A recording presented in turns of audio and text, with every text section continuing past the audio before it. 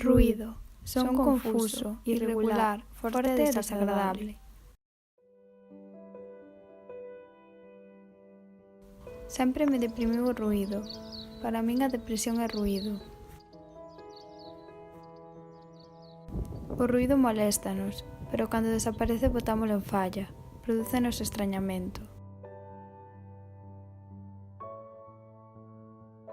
Un día de 2010, a viúva do primeiro B recibiu unha importante carta tras o falecemento do seu marido. Nese mesmo instante, o veciño do segundo A remataba a relación coa súa muller por unha forte discusión. Mentres, a señora do terceiro B queixábase da súa soidade, sentimento provocado ao estar sen compañía.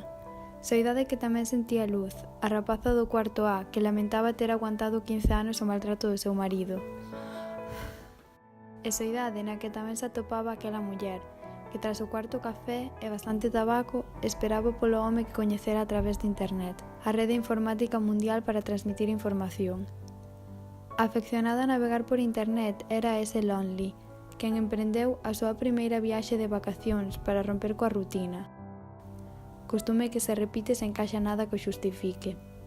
En esa rutina estaba inmerso aquel home, o que non podía vivir sen o ruído, pero que ao mesmo tempo detestaba, que nin se decatara de que no seu edificio xa non había ninguén, ningunha persoa. E iso é o que buscaba Sara, estar sen ninguén. Por iso, decidiu emprender unha viaxe para mudarse e atopar o sitio ideal. Todos pretendían escapar do ruído e da rutina, pero tampouco buscaban a soidade e por iso se refuxiaban en internet. Pero o que ninguén sabía era que formaban parte dos hoax.